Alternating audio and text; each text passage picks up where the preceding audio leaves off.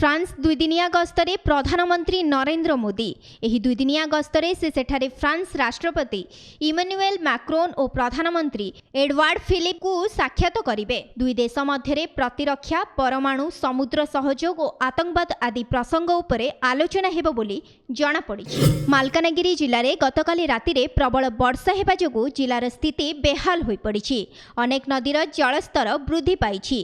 कंकरकोंडा और MV11 रे दुईटी पोलो उपरे 5 फुट अधिक जल प्रवाहित हेउछि। फलरे मालकानगिरीरू बालीमेला और कालीमेला मध्यरे जोगाजोग विच्छिन्न हो जाइछि। लोके गोटे स्थानरू अन्य स्थान को जिबारे समस्या सृष्टि होइछि। उभय पार्श्वरे गाड़ी मोटर अटकी रहिछि। गत किछि दिन तले लगाण वर्षा जोगु मालकानगिरी जिले में बन्या परिस्थिति सृष्टि होइतिला। परे वर्षा कमिबारु स्थिति सुधुरिथिला। तेबे गतकाली रातिरू पुणी थरे जोर रे वर्षा जोगु हठात विभिन्न नदी रे जलस्तर वृद्धि पाइछि। केन्दुझर ट्रक धक्कारे दुईटी हाथीर मृत्यु। गोटे हाथी गुरुतर भावे मृत्यु सह संघर्ष करुछि।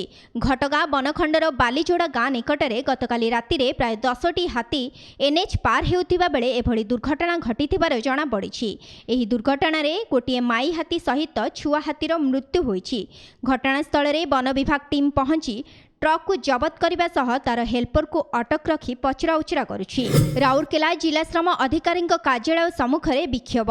बहु समय रे निर्माण श्रमिक मानक उपरे सरकार कोनोसी प्रकार साहाय्य करुनथिबारु आज सिटु पक्षरु 23 दफा दाबी नहीं विक्षोभ करा जायथिला। दाबी गुड़िक मध्यरे सामाजिक सुरक्षा लेबर कोड बातिल, निर्माण श्रमिकंक सर्वनिम्न मजूरी 20,000 टंका, बासगृह निर्माण पई 3 लाख टंका, दुर्घटना रे मृत्यु हेले 8 लाख टंकार सहायता और साधारण मृत्यु हेले 5 लाख टंकार सहायता। 60 वर्ष पर 6,000 टंका पेंशन प्रदान को दाबी करी विक्षोभ करा जायथिला। बालेश्वर जिला सिमुलिया ब्लॉक रो कुंडी प्राथमिक विद्यालय रे मध्याह्न भोजन रे अनियमितता। मध्याह्न भोजन दिया जाउ नथिबा बेले अभिभावकंक सह छात्र छात्री गेट रे ताला पकई धारणा रे बसिछंती। तेबे एक मास हेबो सेही विद्यालय रे मध्याह्न भोजन हेउ नाही। एने अभियोग करिथिले मध्य केही कथा को कर्णपात करू नथिले। सेथिपई बाध्य होई ए प्रकार धारणा दैछंती छात्र छात्री।